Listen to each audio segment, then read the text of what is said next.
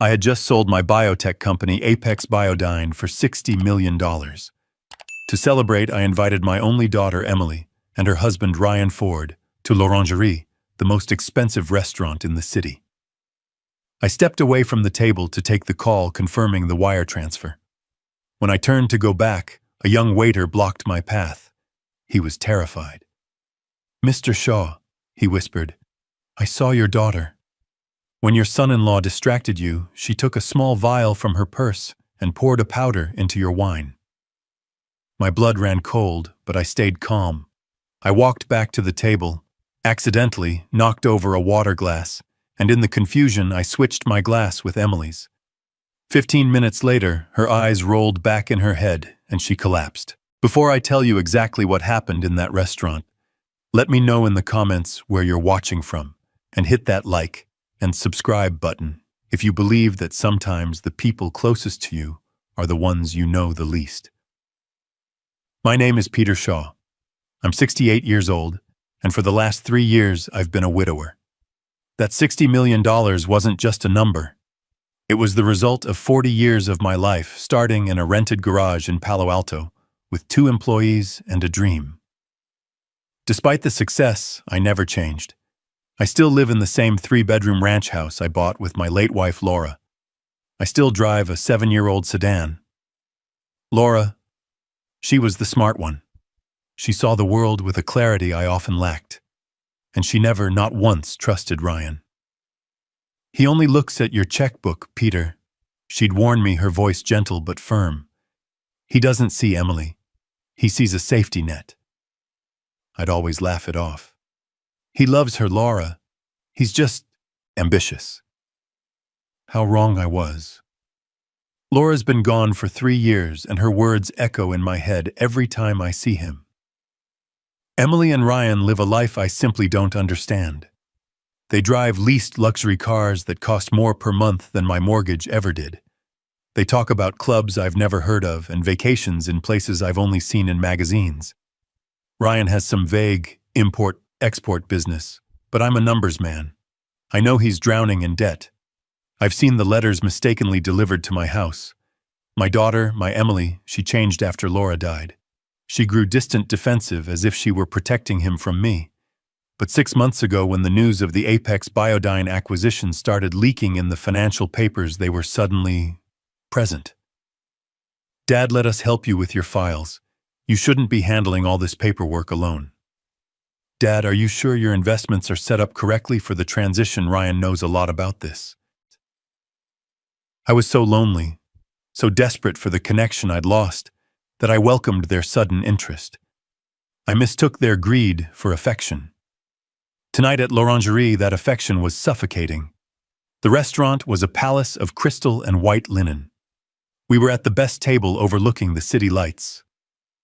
"Dad, you're a legend," Ryan said, raising his glass of $20 water. "To you, the man who built it all from nothing." Emily chimed in, her smile blinding. "We're just so proud of you, Daddy." But their eyes weren't proud. They were hungry. They were looking at me like I was a winning lottery ticket they were finally ready to cash. "So, Dad," Ryan said, leaning in with that familiar oily charm, "with the company officially sold, what happens to all that infrastructure, the shipping routes, all those climate-controlled containers?" It was a strange question. I'm in biotechnology. We ship sensitive, heavily regulated medical compounds. It's not like shipping sneakers. "It's all part of the acquisition, Ryan," I said slowly. "The new corporation takes over all assets." "Why?" He just shrugged, taking a sip of his wine. "Just curious.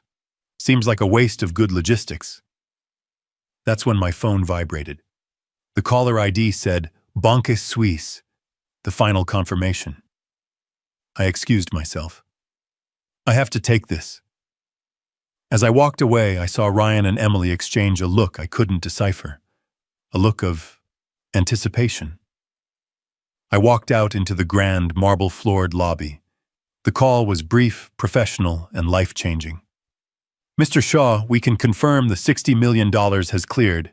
Congratulations, sir. I hung up. I felt the weight of 40 years lift off my shoulders. I was free. I could retire. I could finally travel. I turned around, and that's when I saw the young waiter. He was young, maybe 24. His uniform was immaculate, but his hands were shaking so badly he could barely hold his empty tray.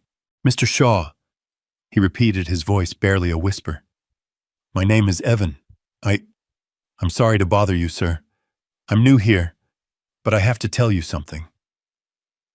I am a man who has run a multi-million-dollar company. I have faced hostile takeovers, corporate espionage, and shareholder revolts. I can read people. This kid wasn't lying. He was terrified. What is it, Evan? I asked, my voice quiet. Sir, I was refilling water at the service station right behind your table. Your son-in-law, he pointed to that large painting on the far wall. He asked your daughter a loud question about the artist. It was strange. It felt staged, like he was making sure you were looking away. My blood turned to ice. My breath caught in my throat. Go on, I said. The moment you both looked away, your daughter, she was fast, sir. Really fast. She took a small brown glass vial from her purse. She unscrewed the cap, and she dumped a fine white powder into your wine glass. Then she swirled it just once and put the vial back in her purse. It took 2 seconds, maybe 3. A white powder, not a liquid, designed to dissolve. My mind raced. What was it, a poison to kill me here? In a crowded restaurant with witnesses. That's messy. That's traceable. This was something else. This was something clinical. I looked Evan straight in the eye. His own were wide with fear. Are you absolutely certain you saw this? He swallowed hard, nodding. Yes, sir. 100%. I saw the vial. She hid it in her napkin right after, but I saw her put it in her purse when you stood up to take your phone call just now. That's why I had to stop you. This kid had just handed me my life. I reached into my wallet. I pulled out a stack of bills. It was $500. Evan, I said, placing the money in his hand. His eyes widened. You didn't see anything. You will finish your shift. You will go home. You will never speak of this to anyone. But you just saved my life.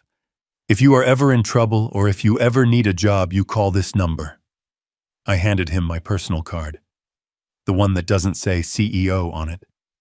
Sir, I can't go, I said, my voice firm. And thank you. He vanished. I stood alone in the lobby for 10 seconds. The rage was a physical thing, a hot iron in my gut. My own daughter, my Emily, my little girl. But the rage wasn't in control. I was. The CEO was. I smoothed my suit jacket. I composed my face into a mask of mild distraction. I took a deep breath, and I walked back to the table. I sat down. The smell of the expensive food, the truffle oil, the seared scallops suddenly made me sick. Everything okay, Dad? Emily asked. Her smile was so bright, so radiant. It was the smile of a predator who had just set a perfect trap. Just work, I said, waving my hand dismissively. The lawyers are already finding loose ends from the sale. I picked up my wineglass. Her wineglass now, though she didn't know it. No, I set it down. Not yet. I had to be sure. I looked at my glass. The deep red Cabernet. It looked perfect, undisturbed. My mind raced back. Emily's comment from last week. Dad, you've been so forgetful lately. You missed our dinner reservation on Tuesday. I hadn't missed it. They had canceled it and told me I got the day wrong. I remembered Ryan's comment just 2 days ago. Peter, you seem confused. Are you sure you're okay to manage all this money alone? It all clicked. It wasn't poison. It was incapacitation. The powder wasn't meant to kill me. It was designed to mimic a stroke, to create sudden, terrifying confusion, to make me look like I had snapped right after securing $60 million. They wanted to have me declared incompetent. I needed to make the switch. Ryan was telling a long, boring story about one of his import deals, something about textiles from Turkey. Emily was hanging on his every word, her eyes sparkling, playing the part of the adoring wife. They were so busy performing for me they weren't really watching me. I waited. I needed a moment of distraction. The waiter, not Evan, a different one, came to refill our water glasses. This was my moment. As the waiter reached for Ryan's glass, I accidentally jerked my arm, my elbow connecting solidly with Ryan's full glass of water. "Oh, goodness!" I exclaimed. "Peter, honestly!" Ryan snapped, jumping back as ice water flooded the white tablecloth and dripped onto his $1,000 pants. It was chaos for 5 seconds. Emily gasped, "Dad!" Ryan cursed under his breath, grabbing his napkin. The waiter rushed in with more napkins, apologizing profusely. In that 5 seconds of chaos, my hands moved. It was a simple, fluid motion I had practiced in my mind a dozen times on the walk back from the lobby. My right hand picked up my tainted glass. My left hand picked up Emily's clean glass. I moved them both out of the way of the spill, and when I set them back down, they were reversed. It was done. "I am so sorry, Ryan," I said, dabbing at the table with my own napkin. I guess I am a little tired. My old age is catching up to me." "It's fine, Dad," Ryan said, composing himself. He shared a knowing, triumphant look with Emily. They thought my clumsiness was the first sinning. They thought their plan was working. They had no idea. The waiter finished cleaning up the mess and left. The tension was gone, replaced by their smug, predatory anticipation. I picked up my glass, Emily's original clean glass. "Well," I said, raising it high, "despite my clumsiness, I want to make a toast." They both raised their glasses. Emily was holding my original glass, the one containing the powder that was supposed to destroy my mind. "To family," I said, looking directly into Emily's eyes, "and to getting everything you deserve." "To family," Emily echoed, smiling that brilliant fake smile. She took a large, confident sip. The next 15 minutes were the longest of my life. I ate my steak, or rather I moved it around my plate. I listened to Ryan brag about a European expansion he was planning with my money, I assumed. And I watched Emily. It started subtly. She blinked hard as if trying to clear her vision from a fog. "Ryan," she murmured, interrupting him mid-sentence. "Honey, the lights, they seem very bright." Ryan chuckled, annoyed at being interrupted. "It's l'orangerie, darling. Everything is bright. As I was saying, the Berlin market is—" "No," Emily said. Her voice was thicker. She put her hand to her temple. Her words started to slur. "I feel dizzy. Ryan, I don't feel well." Ryan's smile faded. He looked confused. His eyes darted to me, then back to her. "Emily, stop playing. You've had one glass of wine." "I'm not playing." She tried to shout, but it came out as a mumble. She tried to stand up, pushing her chair back with a scrape. "The room, it's spinning. Her eyes rolled back in her head. She slumped sideways, her body hitting the plush velvet seat with a dull thud. Her arms began to twitch. A small, faint seizure. Ryan stared, frozen in pure, unadulterated panic. I dropped my napkin and stood up, my face a mask of fatherly terror. "Oh my God! Emily, somebody call 911. I let the silence hang for 3 full seconds. The entire restaurant, a room built on hushed tones, and the clinking of expensive crystal was now dead quiet. Every eye was on our table. Ryan was staring at his wife, his mouth half open, his mind clearly not processing her collapse. but the collapse of his plan. He wasn't moving toward her. He wasn't crying out. He was frozen. That was my cue. I shoved my chair back, the heavy legs screaming against the polished marble floor. "My God, Emily!" I shouted. My voice cracked perfectly, a symphony of fatherly panic. I rushed to her side, grabbing her limp, cold hand. "Help, somebody, help, call 911. My daughter, she's not breathing right." I grabbed Ryan's shoulder, shaking him hard. He was still staring, his face a mask of pale, stunned horror. Not grief, not fear for her, but the raw logistical terror of an accomplice whose scheme has just exploded in his face. "Ryan, do something!" I yelled, playing the part of the confused, terrified old man. "Call an ambulance, don't just sit there." This snapped him out of it, but not in the way a loving husband would. He didn't rush to Emily's side. He didn't check her pulse. He immediately, instinctively tried to control the narrative. "No," Ryan said, his voice a low, sharp hiss. He grabbed his own phone but didn't dial. He looked at the restaurant manager who was approaching quickly, his face a mask of professional concern. "No 911, Ryan insisted. "She's fine. She's had too much to drink." I looked at him, my feigned confusion turning to feigned outrage. "Drunk, Ryan, she's convulsing. Look at her, she's shaking. She does this, Ryan said quickly, his eyes darting around the room, lying, building an alibi on the fly. She mixes her anxiety medication with wine. It happens all the time. It's embarrassing." He actually leaned down and tried to pull her up by the arm. "We just need to get her home. I'm so sorry, everyone." He was trying to move her. He was trying to get her out of the public eye, away from EMTs who would run tests, away from neutral doctors at an emergency room who would run toxicology reports. He needed to get her to his doctor, the corrupt Dr. Reed, to get his plan back on track. I saw Evan, the young waiter, my savior, watching from the service station. His face was pale, his eyes wide, locked onto mine. He knew what was happening. Ryan turned to the manager, his voice dripping with false embarrassment. "I'm so sorry about this. We'll take her. We're leaving. Just give us a minute to get her to the car." He was trying to stop the outside world from getting involved. He was desperate to salvage his plan.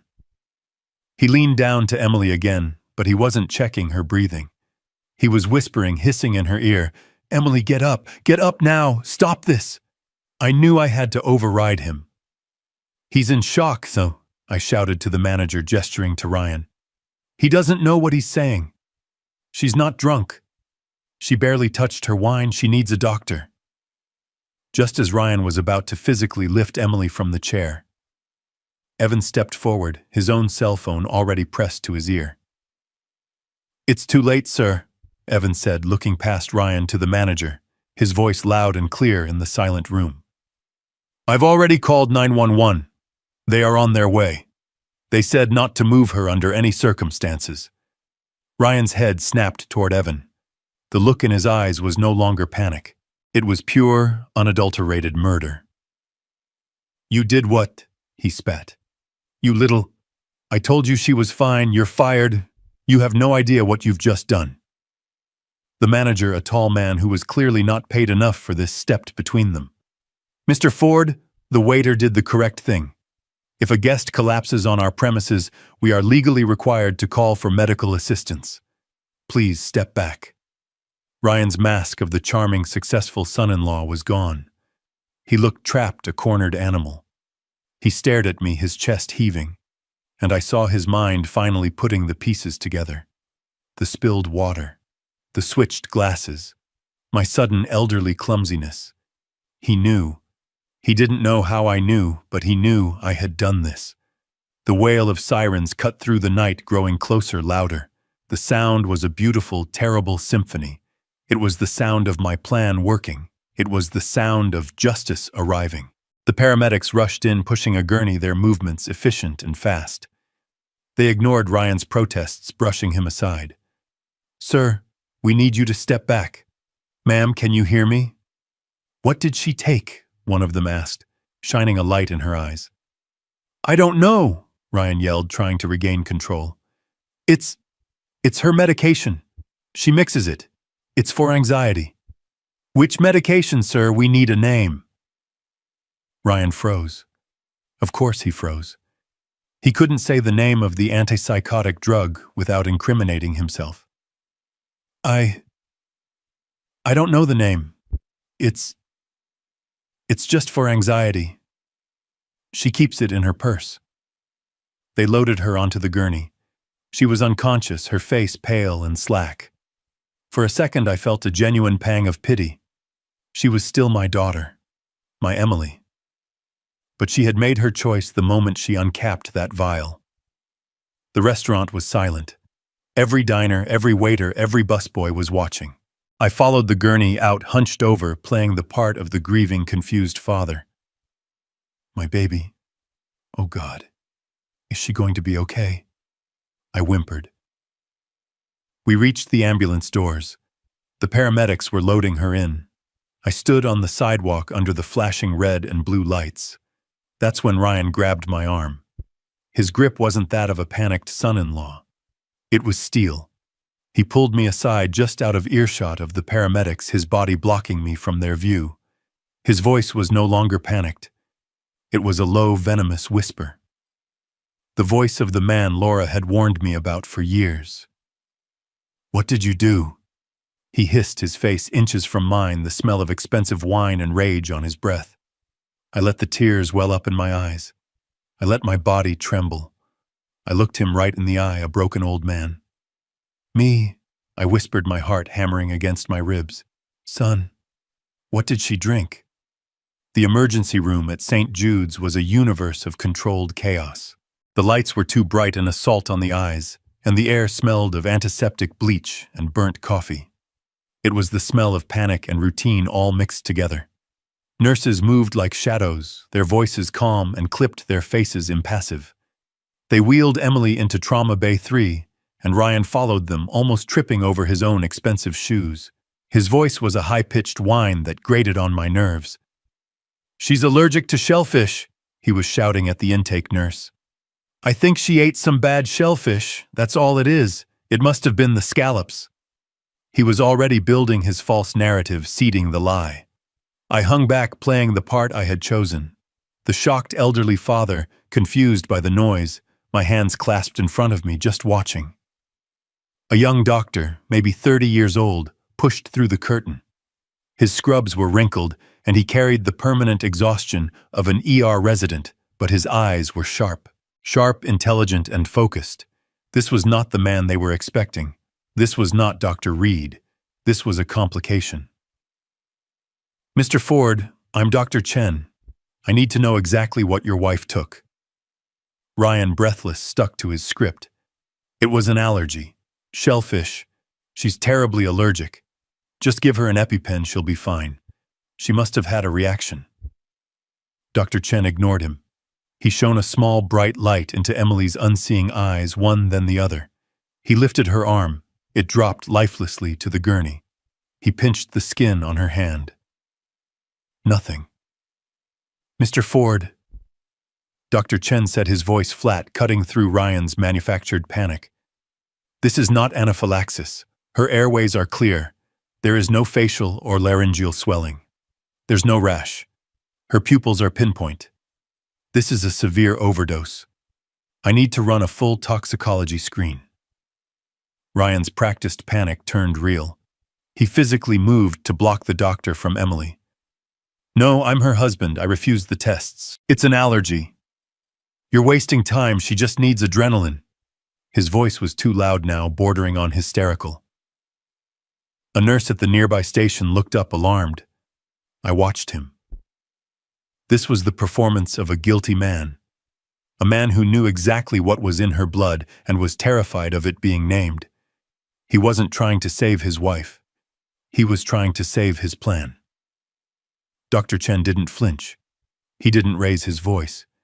He simply said, Sir, your wife is presenting with severe neurological symptoms, including seizures and respiratory depression. If you continue to obstruct my ability to diagnose her, I will have security remove you from this trauma bay.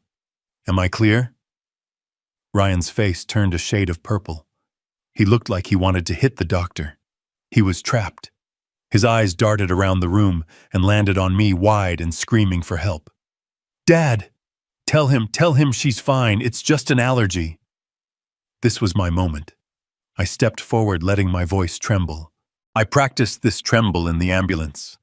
I let the tears, which were very real, well in my eyes, though they were tears of rage, not grief. "Doctor," I whispered, grabbing his arm, "please, just save her. My son, he's in shock.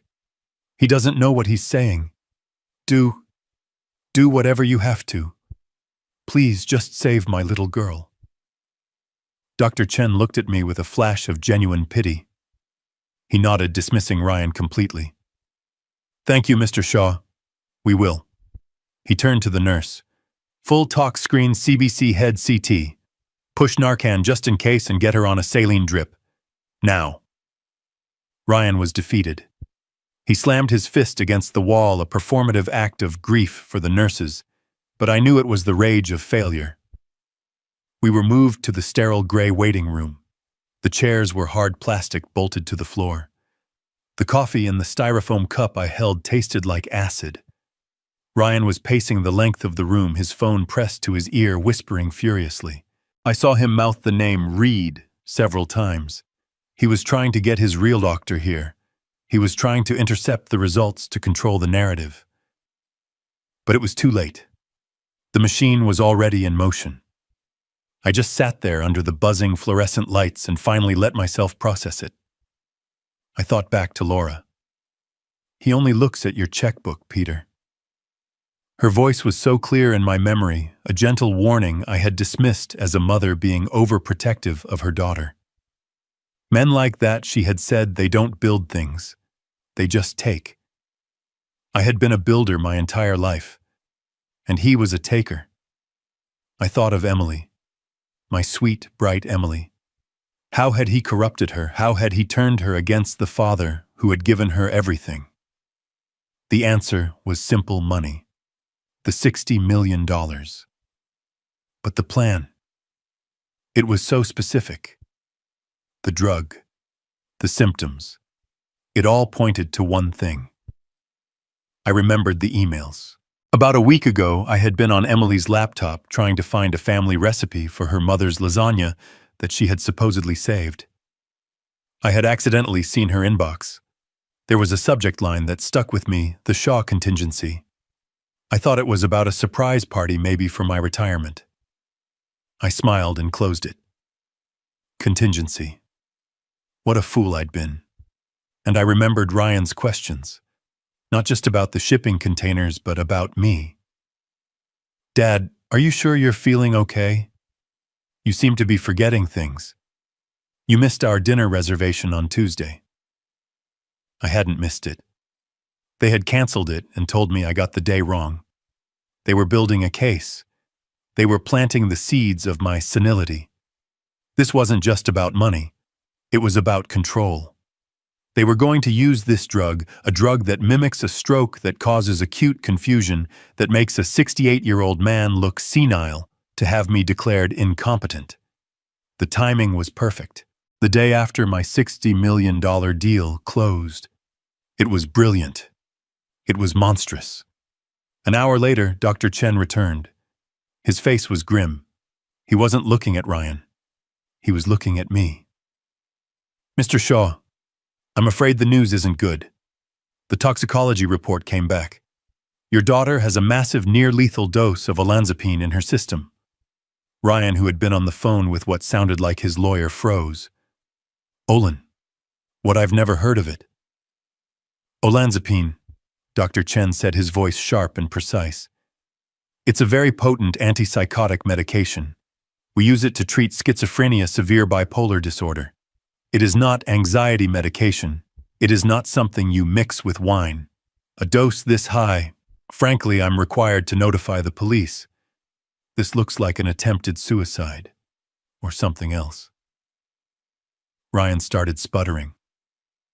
Suicide? No, she wouldn't. She's happy. We were celebrating. Dr. Chen held up a hand.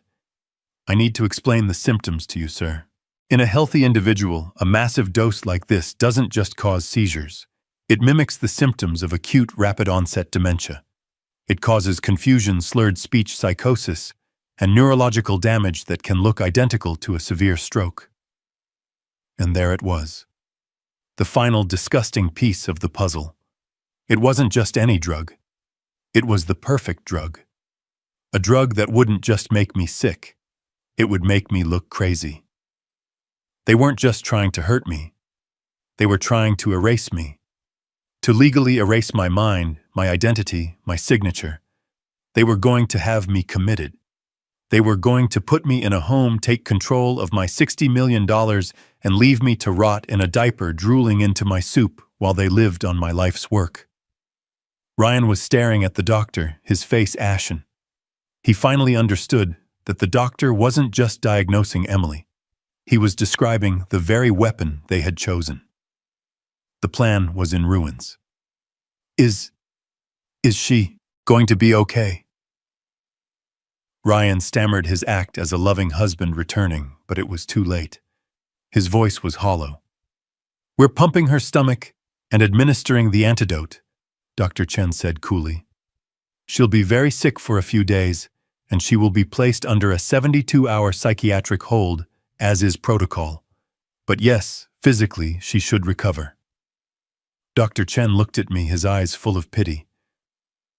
Mr. Shaw, I'm so sorry you had to see this. I'll give you two a moment. He left.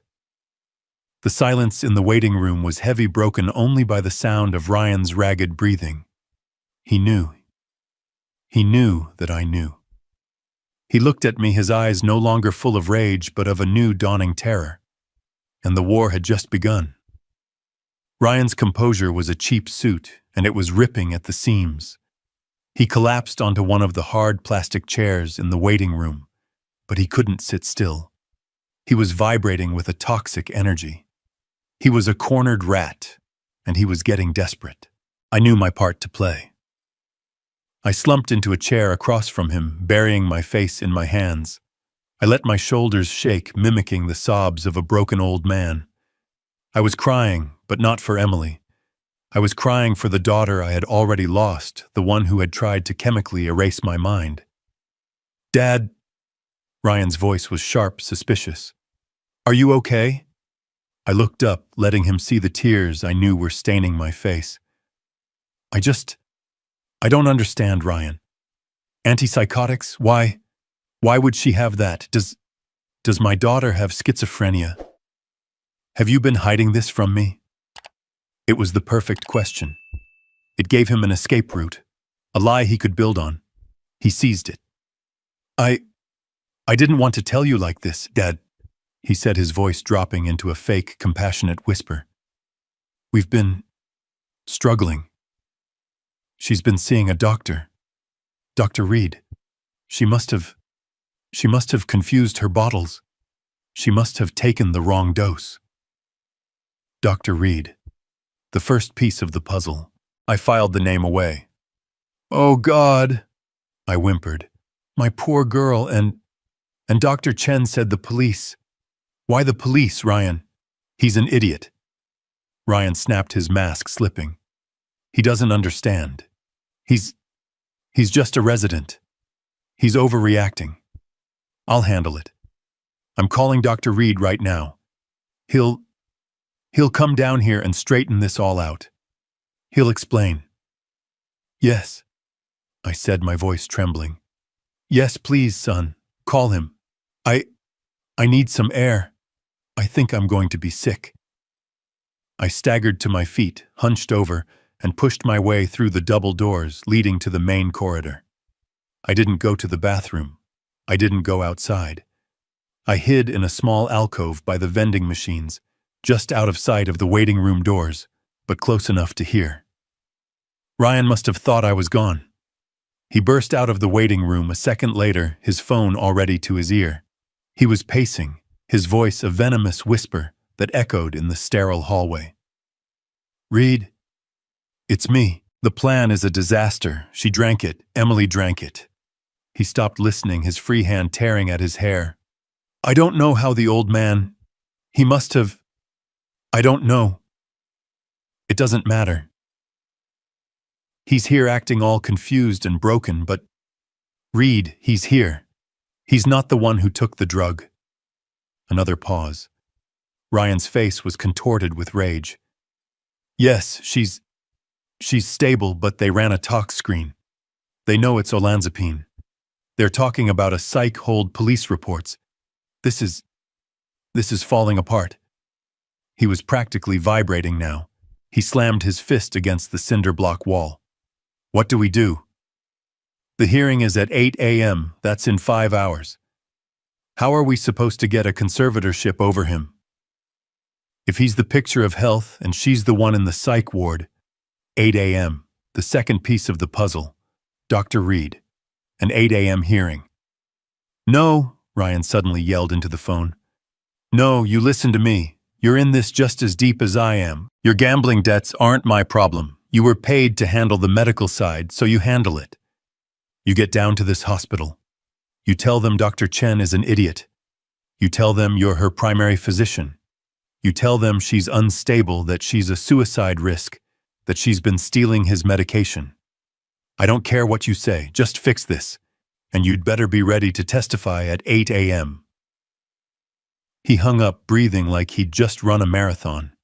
He stood there for a moment, his back to me, trying to regain his composure. He ran his hands through his hair, straightened his suit jacket, and took a deep, shuddering breath. Then he turned and saw me.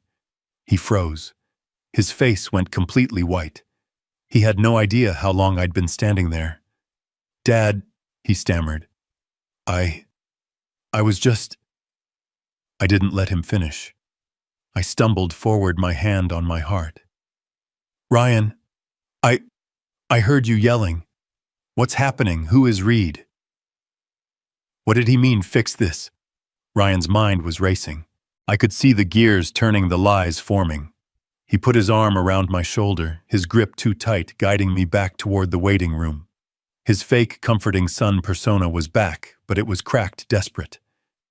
"Dad, you misunderstood. Dr. Reed is Emily's psychiatrist. I was angry. I was yelling at him because I feel like he failed her. He should have warned us she was this unstable." "Unstable," I whispered. "Suicide risk. He thinks she might have done this on purpose, Dad." Ryan said, his voice catching. He was trying to pivot. If he couldn't frame me for dementia, he would frame his own wife for suicide. He thinks she tried to kill herself. "But why?" I asked, letting my voice crack again. "He doesn't know. Maybe it's my fault," he said, lowering his eyes. "The stress of your new money. It's been a lot for her. Maybe she felt inadequate." It was a brilliant, disgusting lie. He was already planting the idea that my $60 million was the problem, the destabilizing force that had driven his wife to this. I let him guide me back to the chair.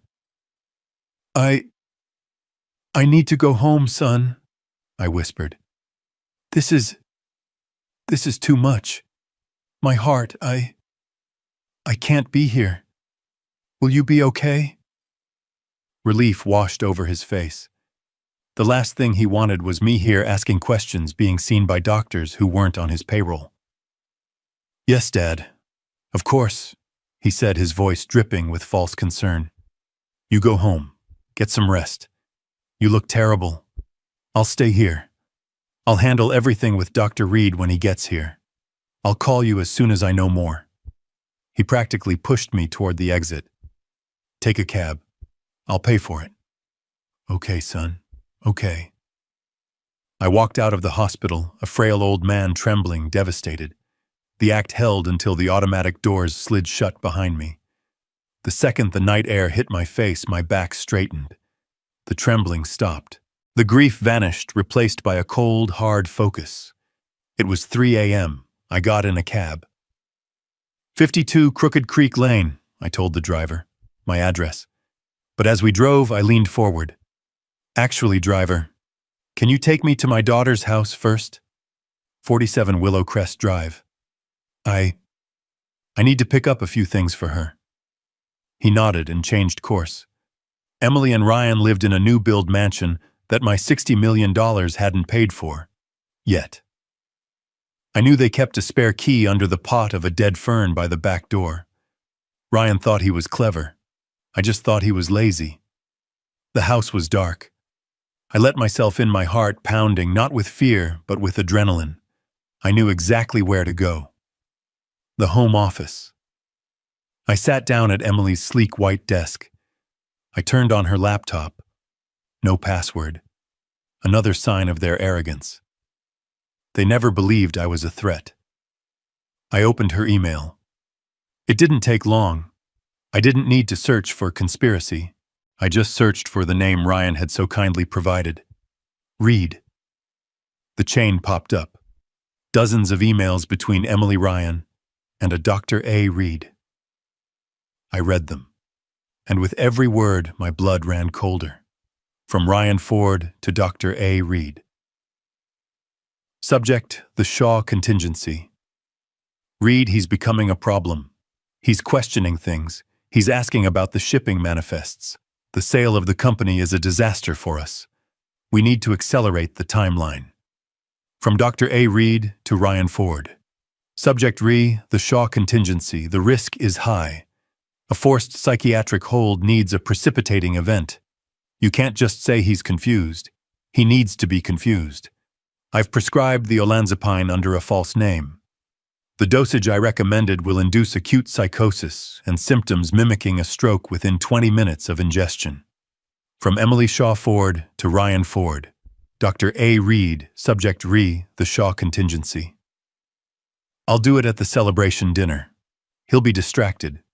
He trusts me. Once he's at the hospital, Reed, you take over. You certify him. Ryan, you file the petition first thing in the morning. We have to get control of the assets before the federal audit begins. The federal audit. My God. I had been right. It wasn't just about the money. It was about the logistics. Ryan had been using my company, my good name, to run his criminal enterprise. And then I saw the final email in the chain sent just yesterday. It was from a law firm. To Ryan Ford, Emily Shaw Ford, from Jacobs and Hall, PLLC, attached emergency conservatorship petition, Peter Shaw, PDF. My hands were shaking. I clicked the attachment. There it was. My life reduced to a legal document. Petitioner Ryan Ford seeks emergency conservatorship over his father-in-law, Peter Shaw. And the reasons: Mr. Shaw has been exhibiting signs of rapid onset senile dementia, paranoia, confusion, financial irresponsibility. And the final damning line: to be supported by the expert testimony of his primary care physician, Dr. Albert Reed, who will attest to Mr. Shaw's inability to manage his own affairs. The hearing is set for November 4th, 8:00 a.m., Courtroom 3B. Today, in less than 5 hours. They had planned it all: the drug, the dinner, the medical expert, the emergency hearing. By 9 a.m. this morning, I was supposed to be a ward of the state with my criminal son-in-law holding the keys to my $60 million kingdom. I looked at the clock on the wall. 3:55 a.m. I closed the laptop. I had everything I needed. Not today, I whispered to the empty, silent house. Not ever. I left my daughter's dark house at 3:55 a.m. The cab ride from the hospital had been a blur, but the drive from Emily's home to my own was sharp, cold, and clear. My hands weren't shaking anymore. The frail, devastated old man I had been playing for the last few hours was gone, left behind in the hospital waiting room.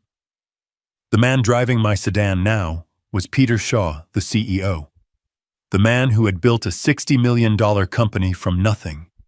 The man who had faced down hostile takeovers and corporate spies. The man who was now at 4 a.m, officially at war. I picked up my phone. I didn't hesitate. I dialed the number. It rang once, twice.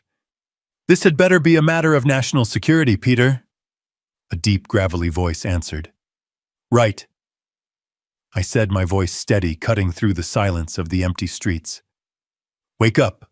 I need you at the office. Not in the morning. Now." There was a half-second pause. "I'm on my way." He hung up. Mr. Wright doesn't ask unnecessary questions. He's not a family lawyer. He doesn't handle wills or divorces. He's a shark. He's the man who structured the Apex Biodyne acquisition. He's the man who crushed a competitor's frivolous patent lawsuit 2 years ago with a single brutal cross-examination. He was, I realized, the perfect and only man for this job. I pulled into the underground garage of his downtown high-rise at 4:30 a.m.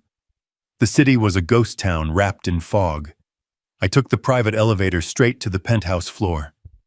The doors opened onto a dark lobby, but the lights to his corner office were already on a beacon in the darkness. He was standing by his window overlooking the sleeping city, already in a crisp white shirt and tie. He had a pot of coffee brewing. He looked like he'd been awake for hours.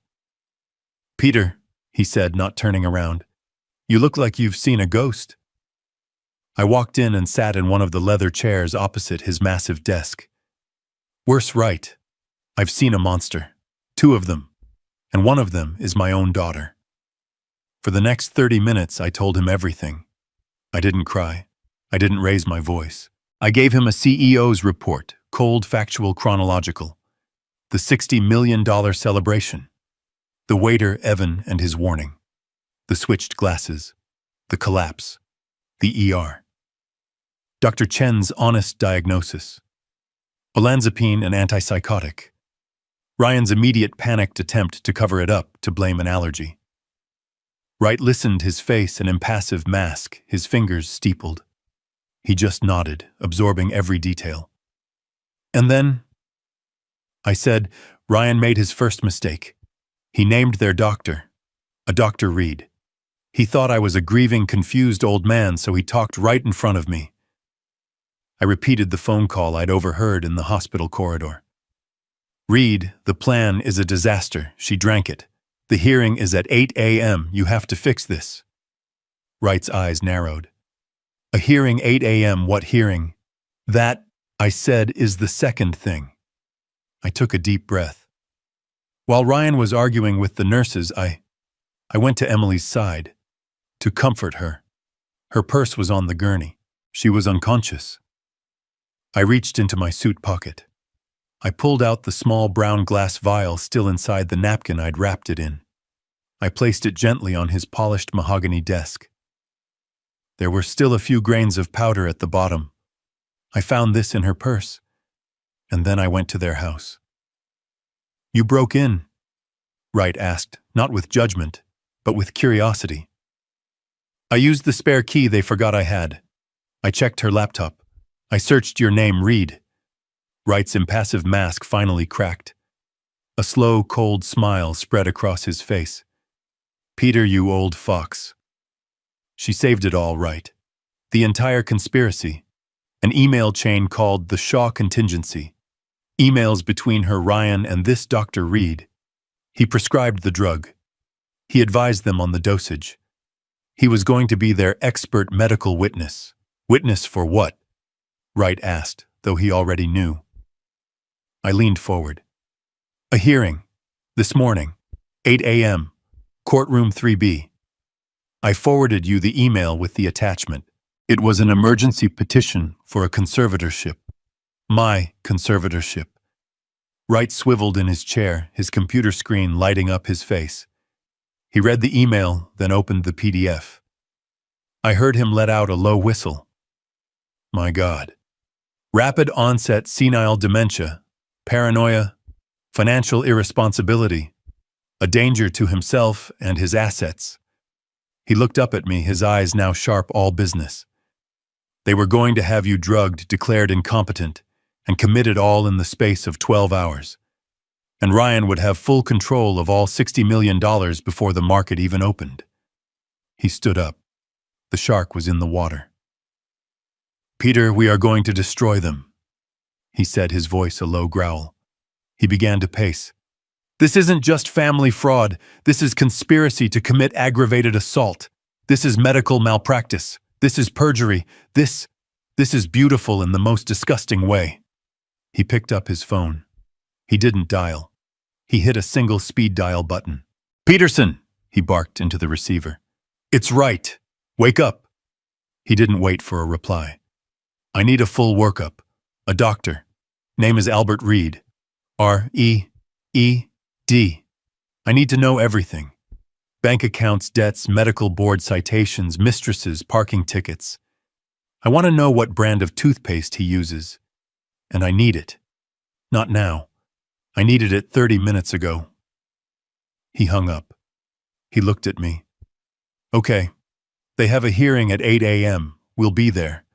But we are not going to defend Peter. We are going to attack. This Dr. Reed is the weak link. He's the one who connects Ryan's plan to a criminal act. They think they're walking into a simple family court hearing to roll over a confused old man." Wright poured me a cup of coffee.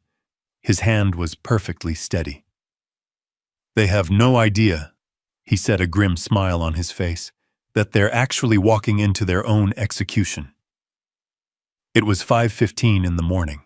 The sky outside Wright's penthouse office was just beginning to bruise with the first pale gray light of dawn. The city below was silent, a sea of dark glass and steel. The only sound in the massive quiet room was the hiss of the high-end coffee machine and the steady rhythmic click, click, click of Wright tapping his gold pen on his legal pad. The adrenaline from the hospital from the break-in at Emily's house was starting to wear off. It was being replaced by something else, a cold, heavy exhaustion that settled deep in my bones. But it wasn't the exhaustion of an old man. It was the exhaustion of a general on the eve of a battle he never asked to fight. "He's been planning this for months, Wright," I said. My voice sounded rough in the stillness. "He's been playing me. My own daughter." I had to stop. Saying it out loud made it real in a way the emails hadn't. The pain was a physical thing, a sharp, constant pressure behind my ribs. Wright didn't offer sympathy. That's not why I pay him. He's a strategist.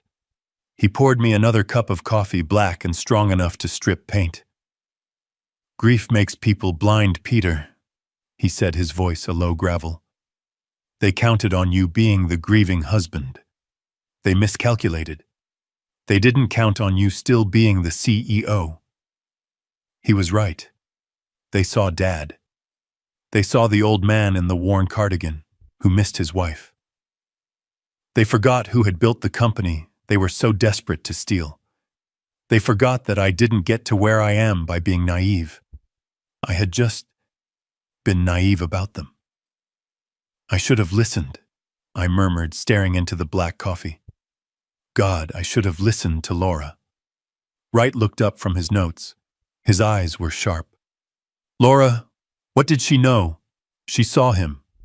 I said, the memory washing over me, fresh and painful. From the very beginning, from the first dinner he had at our house, Ryan was so charming, full of compliments, laughing at my bad jokes. I was happy for Emily. But Laura, she had that X-ray vision for people. That night after they left, she was quiet. I asked her what was wrong. I could still see her clear as day, sitting in our old armchair by the fireplace, a book open on her lap that she wasn't reading. "He doesn't see her, Peter," she told me, her voice soft. "He sees her name. He sees Shaw.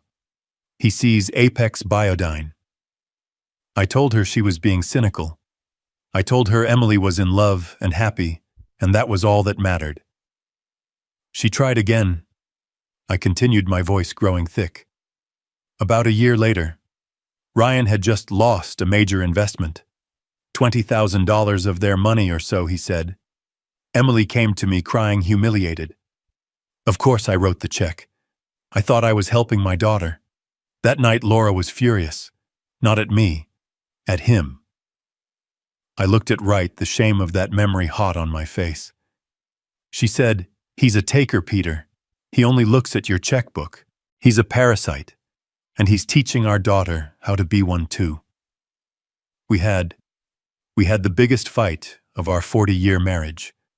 I accused her of being jealous of Emily's happiness. I told her she was wrong. I closed my eyes. The coffee cup was warm in my hands. She never brought it up again. She knew. She saw this coming, and I was too blind, too proud to see it. She's been gone 3 years, and the first thing Ryan did after the funeral, after a respectful 2 weeks, was ask me to co-sign a loan for a new car. And I did it, for Emily's sake. And now, this. Wright nodded slowly, absorbing the emotional data. Okay. So it started as simple greed. But this, drugging you an emergency court hearing, this is desperation, Peter. $300,000 for the doctor is a massive lever. Ryan must be in his own hole. Deep. Deeper than just credit cards. And that's when the other piece clicked into place. The piece that had been bothering me for months. The one that never made any sense. "The shipping manifests," I said, almost to myself. Wright's head snapped up. "What?" "Ryan, he's always asking about my shipping operations. My company, Apex Biodyne.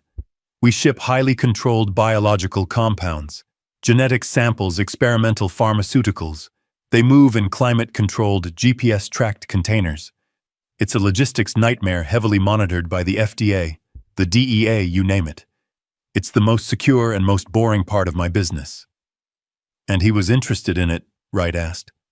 "Obsessed," I said. "For the last 6 months he's been asking, 'Dad, how secure are those routes? Who handles your customs clearance in Rotterdam? Ever had a container just go missing?' I thought it was just idle curiosity. I thought he was trying to sound smart to impress me, to show interest in my work." I looked at Wright, and I saw the realization dawning on his face at the same instant it dawned on mine. "But what if it wasn't?" I said, my voice dropping. "What if he wasn't just asking? My company has a flawless 30-year logistics record. What if he found a way? What if he was using my corporate routes, my clean, fast-tracked shipping lanes, to move his own imports?" Wright's eyes lit up with a terrifying cold clarity. "My God, Peter, if he was piggybacking on your shipments, the sale of the company wouldn't just be a payday for him. It would be a disaster. A $60 million acquisition by a Bahabak triggers a mandatory top-to-bottom federal audit. A full deep-dive audit of everything, including every single shipping manifest for the last 5 years." The room suddenly felt ice-cold. "He wasn't trying to get the $60 million, I whispered, the full, ugly truth finally landing. "He was trying to stop the audit. He needed to get power of attorney.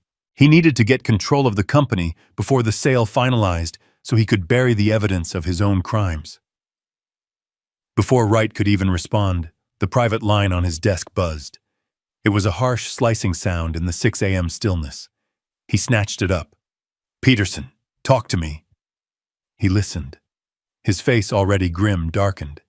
He scribbled a note. "Where? How much? Are you sure? Good. Send it to my encrypted server. Right now." He hung up the phone. He looked at me. The final piece of the puzzle had just been slammed into place. "It's worse than we thought," Wright said, his voice flat. "Our private investigator just ran the financials on Dr. Reed. He didn't just find debts. He found the source. Reed owes $310,000, gambling debts, to an offshore sports book." Wright paused, letting the weight of the next words land. "And guess who the parent company of that offshore book is?" I waited. "A shell corporation based in the Caymans. RF Imports." "Ryan Ford Imports," I whispered. Ryan doesn't just owe Reed money, Wright said, standing up and grabbing his briefcase. Ryan owns him. He's not a conspirator. He's a puppet. He checked his watch. 6:15 a.m. Let's go, Peter. We have a hearing to attend. The phone on Wright's desk shattered the 6 a.m. silence. It was a harsh digital ring, an alarm signaling the next phase of the battle. We both stared at it. My caller ID showed Ryan's face smiling, taken at a barbecue last summer, a lifetime ago. Wright just nodded once. Speaker Peter, and remember who you are. You're not a CEO. You're a confused, terrified old man who just saw his daughter collapse. I took a breath. I picked up the phone. My hand was steady, but I made my voice tremble. Hello, Ryan. Dad? Oh, thank God, where are you? I've been calling your cell, the house. I was about to call the police. Are you okay? His voice was a masterpiece of fake concern, a performance so slick it made my skin crawl. He was an artist of deceit. I don't know. I stammered, cupping my hand over the phone as if I were trying to hide my words from the world. I'm at a diner. A coffee shop. I couldn't be in the house, Ryan. Not after last night. All of Laura's things, I needed to think. I heard him let out a long, slow sigh. It wasn't a sigh of relief that I was safe. It was the sigh of a predator who had just located his prey. He thought I was weak, broken, and wandering the streets in a daze. He thought he had me. Dad, I understand. I really do, he said, his voice dripping with false sympathy. But listen to me. I have some news. It's about Emily. Emily? I asked, my voice cracking. Is she worse? No, she's stable. She's resting. He paused, setting the hook. But I just spoke to her doctor. Her real doctor. The specialist who's been treating her, Dr. Reed. Reed, I repeated as if trying to place the name. The man you were calling from the hospital. Yes, Dad. Ryan said, his voice smooth and reassuring. He's been treating her for this condition for months. He came to the hospital as soon as I called him. He reviewed her chart. He talked to Dr. Chen. And I pushed. What did he say? Here it came. The second trap. Dad, he's worried. He's worried about you. I stayed silent. I let the confused pause hang in the air. Me, I finally whispered. Why? Why me? He says based on what I told him. Your forgetfulness lately. Your outburst at the restaurant. How you were so confused. He was using my own act against me, turning my feigned symptoms into his evidence. He says these neurological conditions, they can be genetic. He says what happened to Emily. It could be a precursor to what's happening to you. It was brilliant, I had to give him that. It was a disgusting, brilliant lie. He was building a bridge connecting his wife's suicide attempt directly to my senility with his paid-off doctor as the foundation. I don't understand, I said, my voice shaking. I feel fine. I'm just upset, son. Dad, listen to me, Ryan said, his voice hardening just a fraction, taking on an air of authority of a son forced to take charge. Dr. Reed is a professional. He's the best in his field, and he's on his way to your house right now to check on you. It's for your own good. I'll meet him there in 30 minutes. There it is, I thought. The trap wasn't just a phone call. It was a house call. He couldn't get me to the hospital, so he was bringing his corrupt doctor to me. Reed would arrive, find me alone, confused and agitated from the night's events. He would perform a preliminary exam in my living room, and then at 8 a.m. he would testify under oath that he had just seen me, and that I was without a doubt a danger to myself and my $60 million estate. He was moving the battlefield from the hospital, which he had lost, to my home, which he thought he controlled. I had to give him the performance of his life. "No!" I shouted into the phone, a high-pitched paranoid wail. "No doctors, I'm not. I'm not sick. I don't need a doctor, Ryan. I'm fine, I'm just tired. Why are you doing this?" I gave him exactly the symptoms he was paying for. I gave him the erratic behavior his petition required. I could hear the smile in his voice as he tried to soothe me. "Dad, you hear yourself. You're yelling. You're not making sense. This is exactly what Dr. Reed warned me about. This is the confusion. Please, Dad, just go home. I know you're scared, but just go home and let the doctor talk to you. For me. Do it for Emily." I looked across the desk at Wright. He was watching me, his expression unreadable, but his eyes were alive, analytical. He was enjoying this. I let out a long, shuddering sob, a broken sound torn from the throat of a man who had lost everything. "Oh God! Oh God! A doctor! At the house! Laura! I don't know what to do. I don't know." I was giving him a masterpiece of senile panic. "It's okay, Dad," Ryan said, his voice now a venomous, comforting coo, the voice of a snake lulling its prey. "Everything is going to be okay. You just need help. We're going to get you help. Just go home. I'll meet you and Dr. Reed there in 30 minutes. We'll sort this all out. We'll take care of you." "Okay," I whispered, my voice sounding small and defeated. "Okay, son. Help. Yes. I need help. I'll go home. I'm on my way." I hung up the phone. The line went dead. The silence in Wright's office was absolute, a heavy velvet curtain. I looked at Wright. He hadn't moved. The cold, thin smile on his face was the only thing in the room that seemed alive. "He's a good liar," I said. My voice was instantly back to normal, cold, steady, and sharp.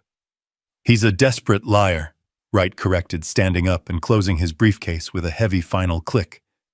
"He just confirmed his entire plan. He's sending his star witness, the corrupt doctor, to your house to manufacture evidence for a hearing that he doesn't know we know about." Wright checked his platinum watch. 6:45 a.m. "He thinks he has you trapped, Peter. He thinks you're a scared old man running home to hide, about to be cornered in your own living room by his medical expert." I stood up and straightened my tie. The fatigue was gone. The adrenaline was back, clean and sharp as glass. "So, what's our move?" Wright picked up his briefcase.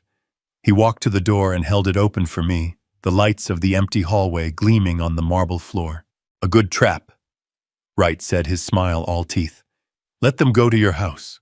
Let them wait. Let Dr. Reed ring the doorbell of an empty home for the next hour, wondering where his confused patient is. Let them panic." "And where will we be?" I asked, walking past him into the hall. Wright's voice echoed in the empty corridor as we walked toward the elevator. Peter, we have a hearing to attend. Courtroom 3B, 8 a.m. sharp. And he said, pressing the elevator button, are going to be early. 7:45 a.m. The fluorescent lights of the county courthouse hallway hummed, casting a sick, greenish glow on the cheap linoleum floors. The air smelled of stale coffee and old floor wax. This wasn't my world. My world was boardroom negotiations and international contracts. This was a place of petty squabbles and family betrayals. It felt dirty. Mr. Wright and I stood at the end of the hall, just watching the door to courtroom 3B. We were early. They were earlier. Through the small wire mesh window in the door, I could see them. My family. My executioners. Ryan was pacing. He was wearing his best suit, a dark charcoal wool that I probably paid for, but he looked like hell. His eyes were bloodshot, his skin pale and clammy. The stress and adrenaline from the night's disaster were rolling off him in waves. He was a man who had gambled everything, and was desperate to see the final card. Next to him was his lawyer, a young slick man in a suit that was too shiny, his hair slicked back with too much gel. He looked like he'd gotten his law degree from a late-night television commercial. And then there was Dr. Reed. He wasn't pacing. He was sitting on the hard wooden bench, completely still, his hands clasped so tightly, his knuckles were white. He was a man in a cage of his own making. A $300,000 cage. He kept dabbing at his forehead with a handkerchief, his eyes darting toward the door every few seconds. He was terrified of me. He should have been terrified of Ryan. Ryan stopped pacing and leaned in to whisper to his lawyer. I couldn't hear the words, but I didn't need to. I knew exactly what they were saying. I could almost hear his frantic hiss. He's not here. It's 7:48. He's not coming. The lawyer must have put a calming hand on his arm, motioning for him to keep his voice down. He probably told him what a gift this was. And then Ryan spoke again, his voice a low, triumphant rasp that carried just enough to be heard in the quiet hall where I stood. It's perfect, he whispered to his lawyer. The lawyer nodded, a smug little smile playing on his lips. He's not here. Of course he's not here. Ryan let out a sound that was half laugh, half hiss. Dr. Reed went to his house just like we planned. He rang the bell for 20 minutes. No answer. The old man is gone. He's probably wandering the freeway in his bathrobe by now. He leaned in closer, his voice dropping, but his arrogance making it sharp. This is better than the original plan. He's a missing person. He's confused, he's scared, he's a danger to himself. This just proves our case. The judge will have to grant the emergency petition. We'll have the guardianship before 9 a.m. I felt Wright's hand on my shoulder, a silent, heavy pressure. Not yet, Peter, he whispered, his voice a low rumble. Don't move. We wait for the judge. We let them commit. We let them lie to an officer of the court. Let them build their own gallows plank by plank. My rage was a cold, hard stone in my chest. I wanted to burst through that door. I wanted to see the look on my son-in-law's face. I wanted to grab him by his expensive choking tie and ask him how he dared to destroy my family. But Wright was right. This wasn't an emotional outburst. This was a corporate takedown, and timing was everything. We heard the bailiff's voice from inside. All rise. The Honorable Judge Anderson presiding. The clock on the wall read 7:59 a.m. Wright straightened his tie. He looked at me, and his eyes were not the eyes of a lawyer. They were the eyes of a shark that smells blood in the water. Showtime, he said. We stood outside the heavy oak doors of courtroom 3B. I could hear the sharp rap of the gavel followed by the bailiff's voice. All rise. The Honorable Judge Anderson presiding. I checked my watch. 8 a.m. on the dot. Wright put a hand on my arm. Patience, Peter. Let him take the bait. Let him lie to the judge. Inside, I could hear the rustling of papers. The judge, a man with a reputation for being impatient and sharp, cleared his throat. His voice was a dry rasp. We are here for the emergency hearing regarding the conservatorship of one Peter Shaw. Case number 774B. Is the petitioner, Mr. Ryan Ford, present? I pictured Ryan, my son-in-law, standing up. I pictured his slick, cheap lawyer at his side. I heard the scrape of a chair. A new voice. Young arrogant. Ryan's lawyer. Yes, Your Honor. Michael Jennings on behalf of the petitioner, Mr. Ryan Ford, who is present. I could hear the false sympathy in his voice, a slimy, practiced tone that made my stomach turn. Your Honor, we are here today under the most tragic of circumstances. He was performing.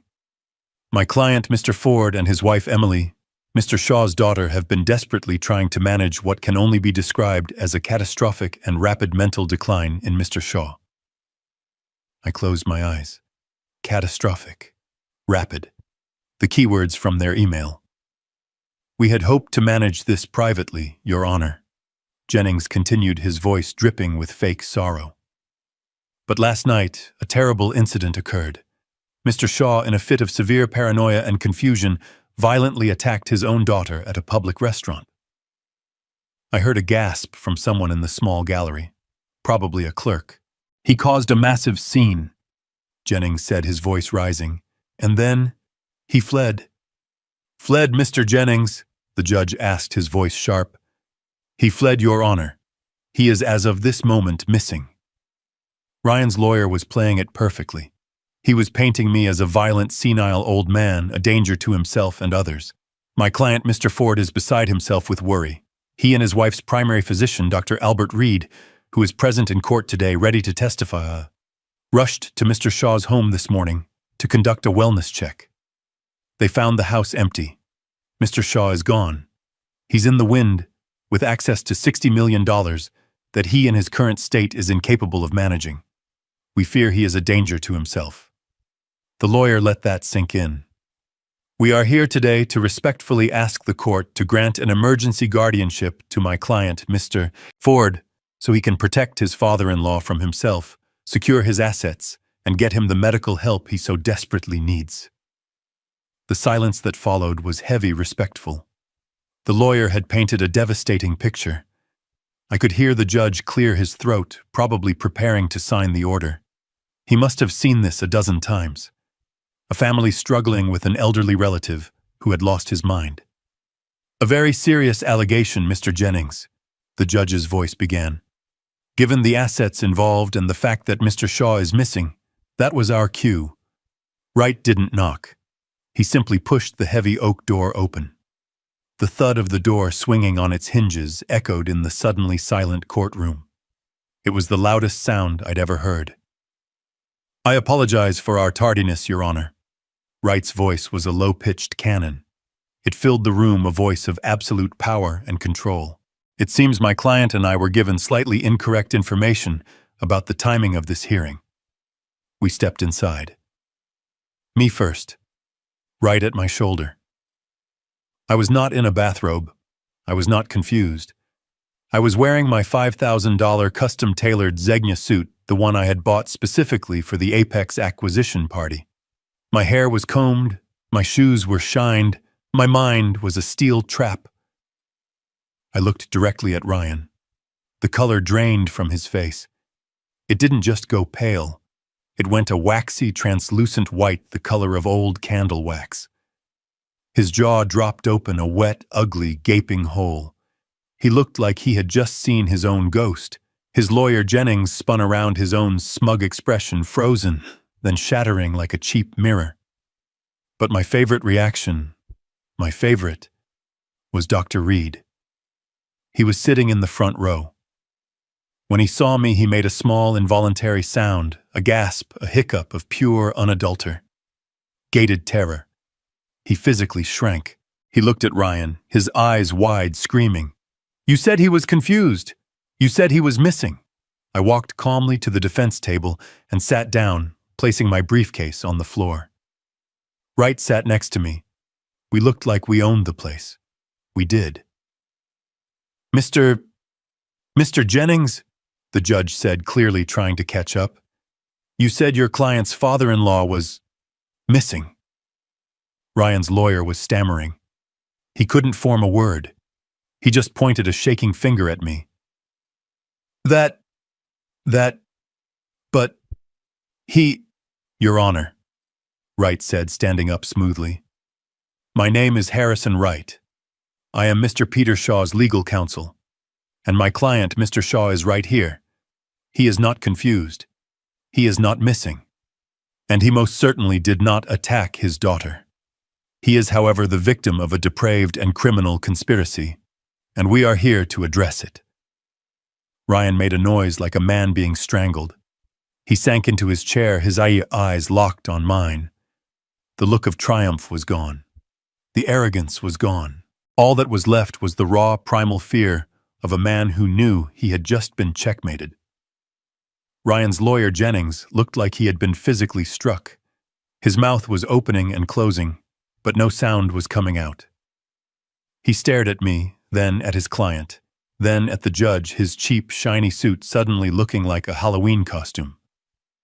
Judge Anderson leaned forward, his patience already gone. Mr. Jennings, you told this court your client's father-in-law was missing. He appears to be very much present. Would you care to explain this discrepancy? Jennings ran a finger under his collar, which suddenly seemed 2 sizes too tight. Your Honor, this is a shock. A pleasant one, of course. We are overjoyed that Mr. Shaw is safe. This only proves our point, his erratic behavior, his disappearance, and now his sudden reappearance. It confirms the petition's urgency.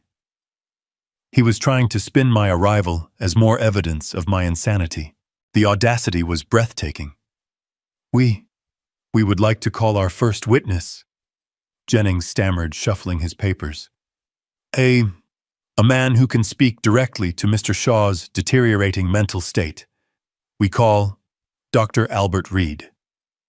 A bailiff called the name. Dr. Reed, who had been trying to blend into the wooden bench, flinched as if he'd been tasered. He stood up slowly. His face was slick with a sheen of cold sweat. He looked at Ryan, his eyes wide with panic, a silent, desperate plea. Ryan just stared back, his expression like stone, his eyes promising murder if Reed didn't follow the plan. Reed was a dead man walking. He took the stand.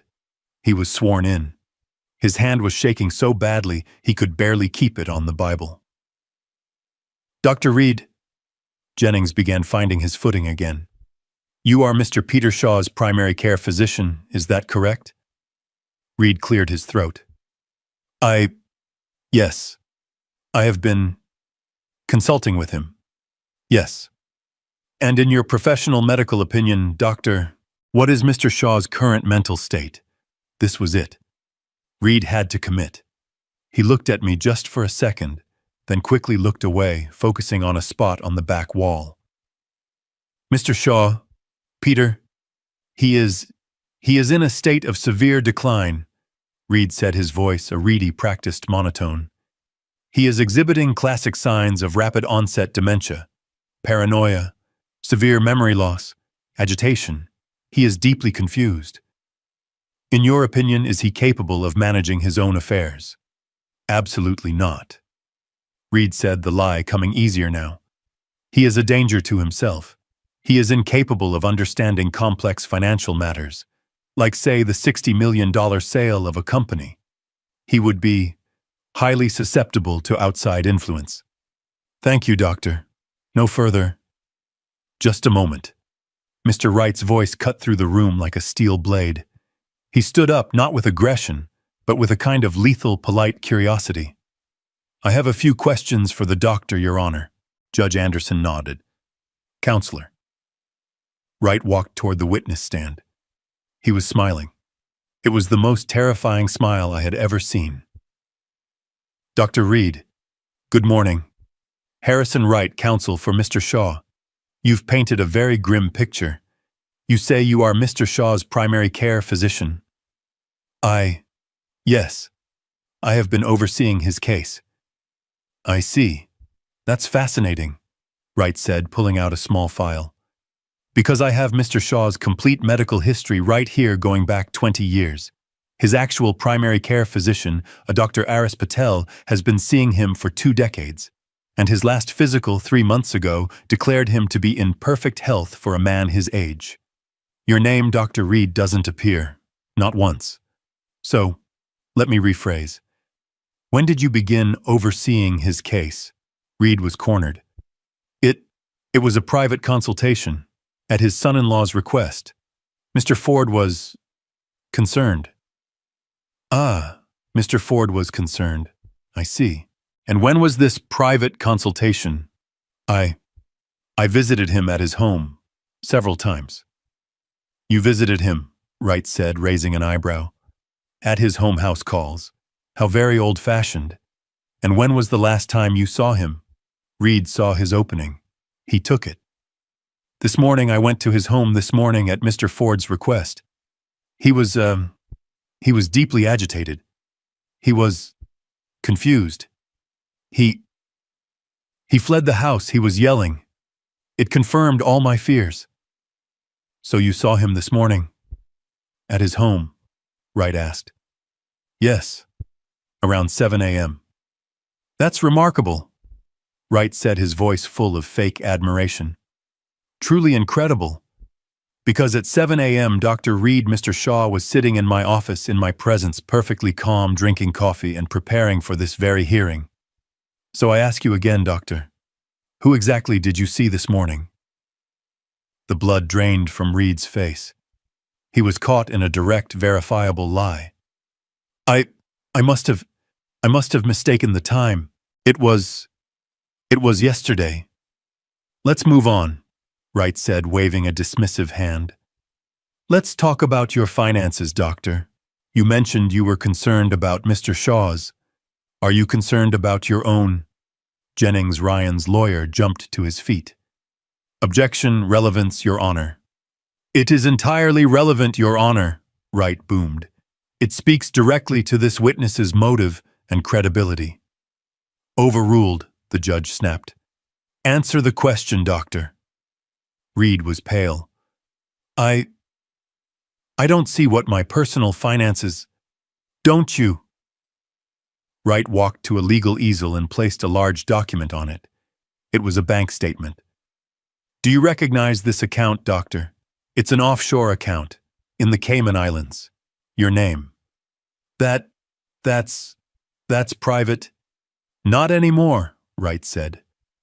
Now let's look at this. A payment and another and another. Bi-weekly payments coming from a shell corporation called RF Imports. Are you familiar with RF Imports, doctor? Reed said nothing. He was just sweating. Let me help you, Wright continued. RF Imports is a shell company owned by Mr. Ryan Ford, your patient's son-in-law. Wright flipped the page to a summary sheet. For 6 months, Dr. Reed, you have been receiving payments from Mr. Ford into this offshore account. The total as of last week is $310,000.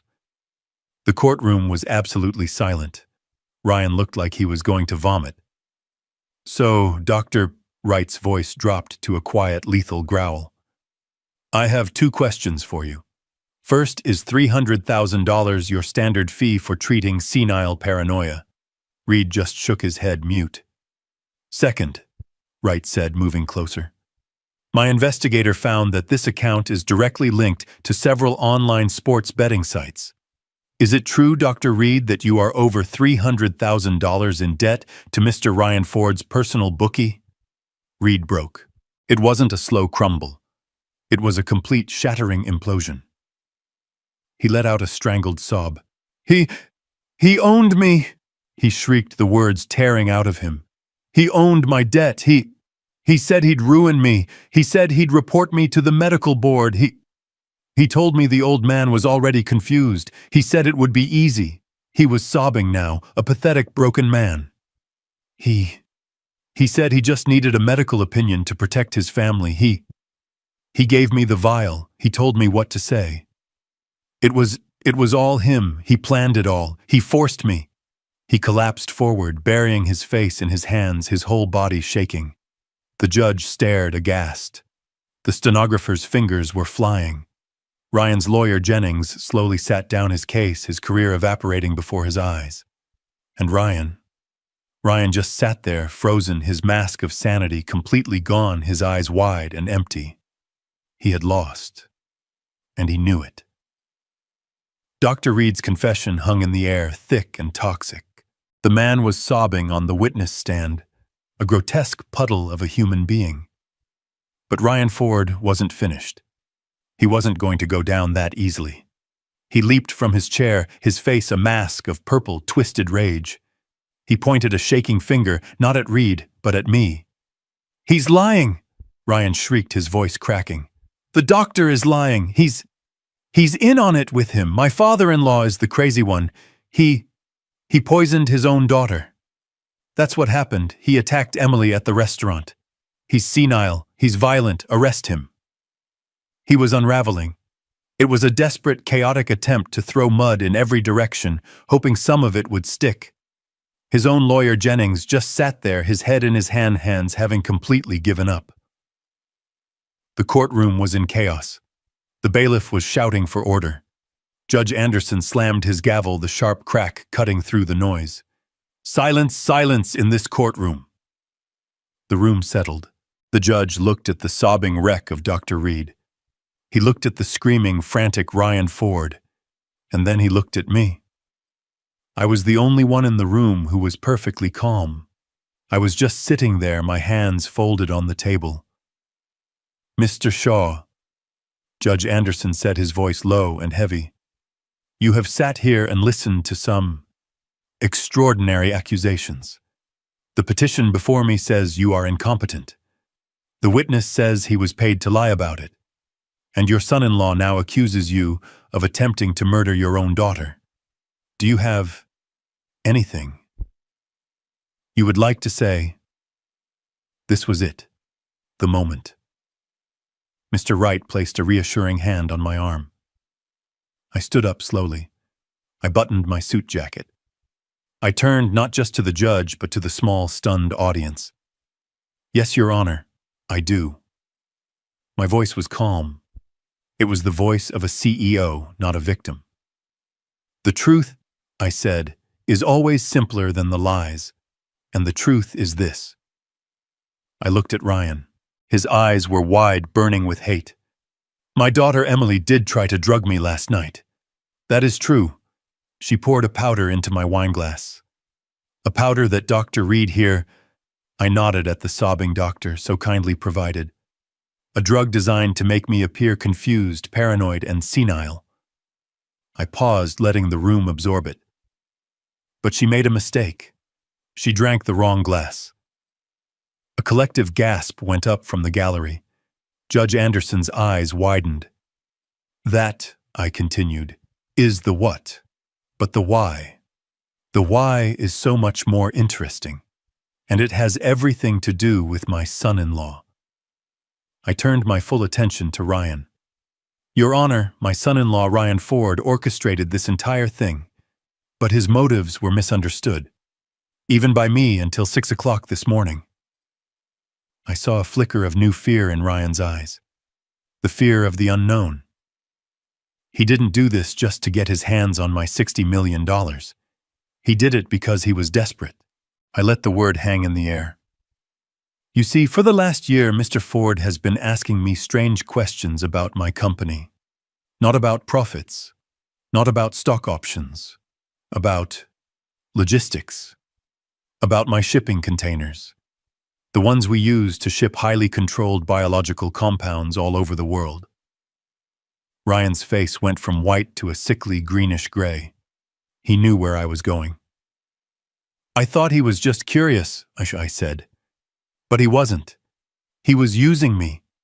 He was using my company's clean, federally approved shipping lanes to smuggle his own illegal goods into this country." Ryan's lawyer Jennings, who had been defeated, suddenly looked up, his face a mask of pure terror. He clearly had no idea. "My $60 million deal wasn't his goal, Your Honor. It was his problem. It was his death sentence." I looked back at the judge, who was leaning forward, hanging on every word. Because the moment I signed that sale, it triggered a mandatory top-to-bottom federal audit of every asset, every bank account, and every single shipping manifest for the last 5 years. An audit that would begin next week. I turned back to Ryan. He was shaking his head, whispering, "No, no, no." Ryan knew he was finished. I said, my voice resonating in the dead silent room. He knew the audit would expose him. He knew the FBI would be at his door. So he put his contingency plan into action. He couldn't stop the audit, but he could run from it. His plan was simple: drug his confused old father-in-law, have his paid-off doctor declare me senile, have his puppet, my daughter, help him petition the court for an emergency conservatorship. And once he had legal control of my $60 million, he was going to disappear. He was going to take my life's work and flee the country, leaving my daughter to take the fall for everything. That was when Ryan snapped. It wasn't a word. It was a roar. a primal scream of pure cornered rage. "You old bastard!" He vaulted over the defense table, his suit jacket flying, his face purple, his hands clawed, aiming for my throat. He was fast, but he wasn't fast enough. Before he had even cleared the table, two men in the back row stood up. They weren't bailiffs. They were tall, fit, and wearing suits that didn't come from a department store. They moved with a speed that was terrifying. They intercepted Ryan in midair, tackling him to the ground in a tangle of limbs and expensive wool. He hit the floor with a sickening thud. "No, let me go! I'll kill him! I'll kill you!" he screamed, his spittle flying. One of the men was already yanking Ryan's arms behind his back, the click, click, click of handcuffs echoing in the courtroom. The other man stood up, brushing off his jacket, and held up a badge to the stunned judge. "Special Agent Davies, FBI," he said calmly, as if he did this every day. "Mr. Wright contacted our office at 6:30 this morning. We were here to observe the testimony regarding the federal audit." He nodded to his partner, who was hauling a screaming, thrashing Ryan to his feet. "Ryan Ford," Agent Davies said, his voice booming. "You are under arrest for conspiracy to commit fraud, interstate smuggling, and bribery of a medical official. You have the right to remain silent." I just stood there watching. I looked at Dr. Reed sobbing on the stand. I looked at Ryan, my son-in-law, a ruined, screaming animal being dragged out of the courtroom. I looked at Mr. Wright, who was calmly packing his briefcase. The war was over, and I had won. The courtroom dissolved into chaos. Judge Anderson was pounding his gavel, but the noise of the FBI agents subduing Ryan and Dr. Reed wailing on the witness stand drowned him out. The bailiff finally announced the hearing was suspended indefinitely. Ryan and Reed were both taken out in handcuffs. I watched them go, my son-in-law's eyes burning with a hatred so pure it was almost beautiful. He was no longer hiding. The monster was finally on full display. Wright clapped me on the shoulder. "It's done, Peter." "No," I said, my voice heavy. "Not yet. There's one last thing." I didn't wait for him. I walked out of the courthouse, past the stunned reporters who were already shouting my name, and got into the back of my car. I told my driver to take me to St. Jude's Hospital. The emergency room chaos had subsided. Now Emily was in a private room on the 4th floor, the psychiatric ward. A bored-looking police officer sat outside her door. He recognized me from the news, which was already exploding on every TV in the lobby, and he nodded, letting me pass. I pushed the door open. She was sitting up in the hospital bed, bathed in the harsh afternoon light. The IV was still taped to her arm. Her face was pale and blotchy, her hair a tangled mess. She wasn't my bright, vibrant Emily. She was a hollowed-out shell. The television in the corner of her room was on the volume low. A local news anchor was speaking urgently. Being led out of the courthouse in handcuffs.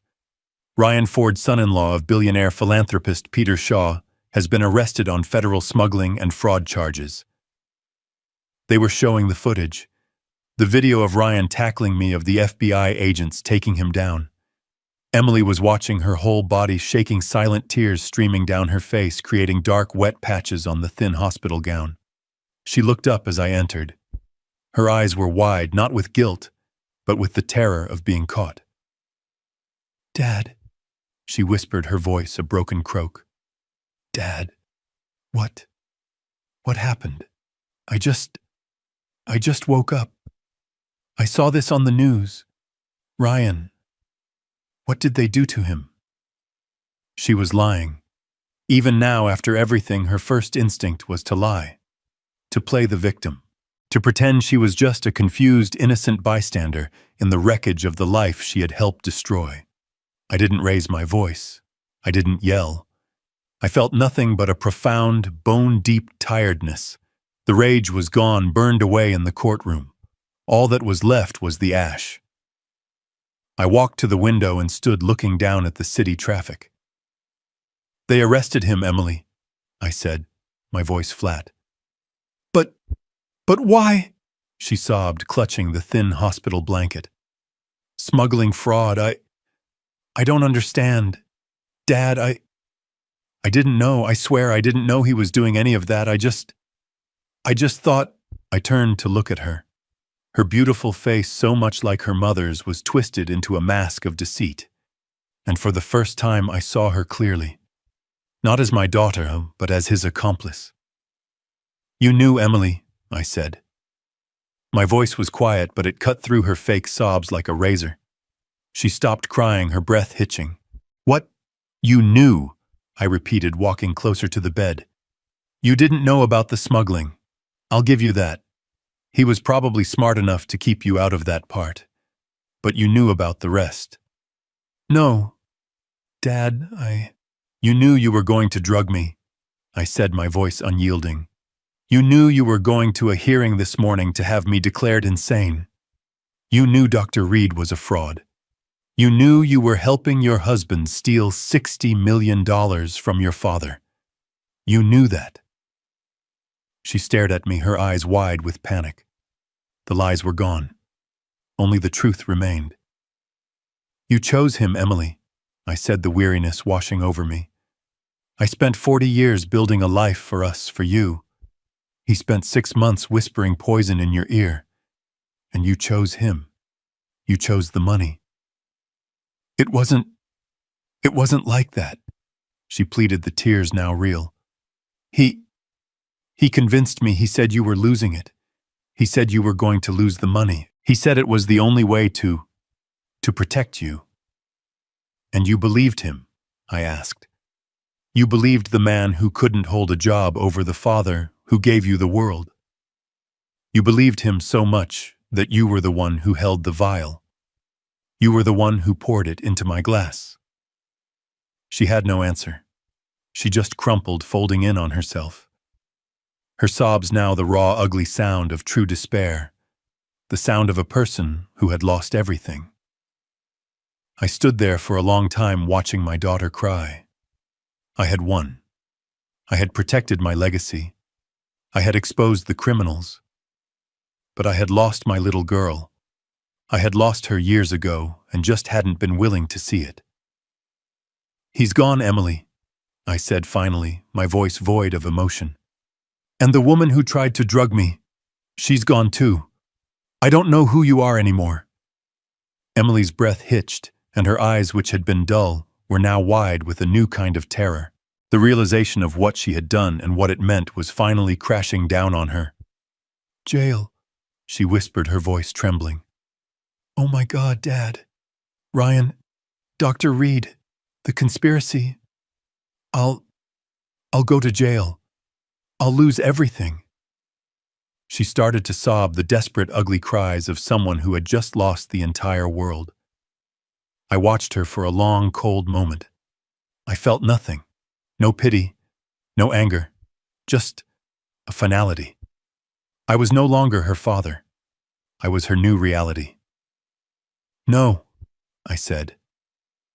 My voice was quiet, but it cut through her sobs and stopped them instantly. She looked up at me, confused, her face a mess of tears and smudged mascara. You're not going to jail, Emily.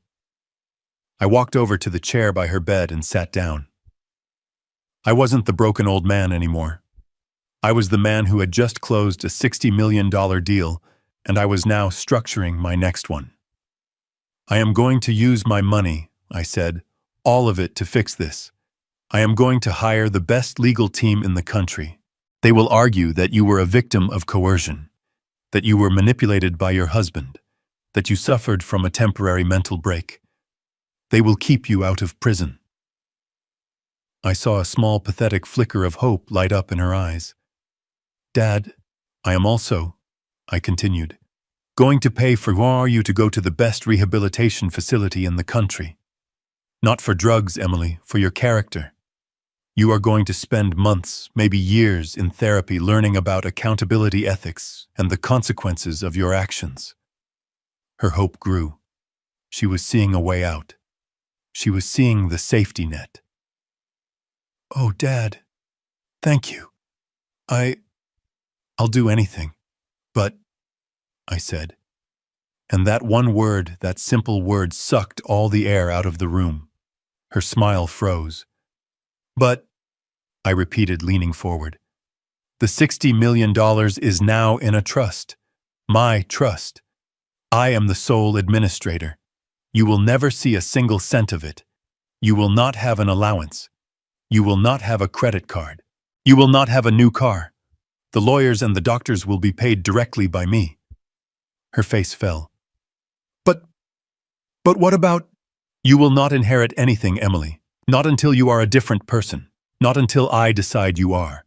You will have nothing. You will be, for the first time in your life, truly poor.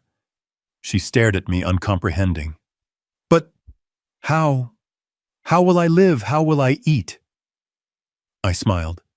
It was not a kind smile. Oh, you'll have a job. A job?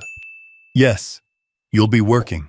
You'll have a minimum wage job, and you will learn perhaps for the first time what it means to earn your own money. And your new boss? Well, I've already arranged it. I stood up. He'll be here to pick you up when you're discharged. Who? She whispered. Who is it? I just looked at her. I didn't need to answer. 6 months later, I was in my same old ranch house. The afternoon sun was streaming through the windows, illuminating the dust motes dancing in the air. I was sitting in Laura's old armchair reading a book. I was finally at peace. The doorbell rang. I opened it. It was Evan, the young waiter from L'Orangerie. He was no longer wearing a waiter's uniform. He was in a sharp, well-cut suit, carrying a leather briefcase. He was my new personal finance manager, and he was worth every penny of his 6-figure salary. Mr. Shaw, he said, stepping inside. He was all business, but his eyes were always kind. Evan, how are things? I asked, heading to the kitchen to pour us coffee. The markets are stable, he said, following me and opening his briefcase on my modest kitchen table. The foundation funding is secure, and I have the first report from the shelter. The shelter. The one I had funded with the first $5 million. A place for people who had nowhere else to go. And, I asked. Evan looked down at his report. Emily Shaw Ford completed her first full work week. She's on the night shift. Her supervisor says she was compliant, but slow. Slow is fine, I said, as long as she's thorough. Oh, she was thorough, Evan said, a small grim smile playing on his lips. She's assigned to sanitation for the first month. She cleaned every toilet in all 3 wings. Perfectly. I took a sip of my coffee. I looked out the kitchen window at the old oak tree Laura and I had planted together 40 years ago. The leaves were just beginning to turn gold. Good, I said, my voice quiet. That's good. I turned back to Evan. All right, son. Let's talk about the quarterly projections. I was finally truly at peace. This story is a powerful lesson in how greed and entitlement can completely blind people to the truth. Emily and Ryan were so focused on the $60 million that they grossly underestimated the man who earned it. They saw a frail, forgetful father, not the brilliant CEO who was always 10 steps ahead. It proves that true strength isn't about the luxury you display, but the silent, calculated resolve you possess. Ultimately, the story shows that actions have severe, life-altering consequences, and sometimes the only path to redemption is by losing everything to learn the value of integrity. What would you have done in Peter's shoes was his final decision, an act of justice, or was it a cold revenge?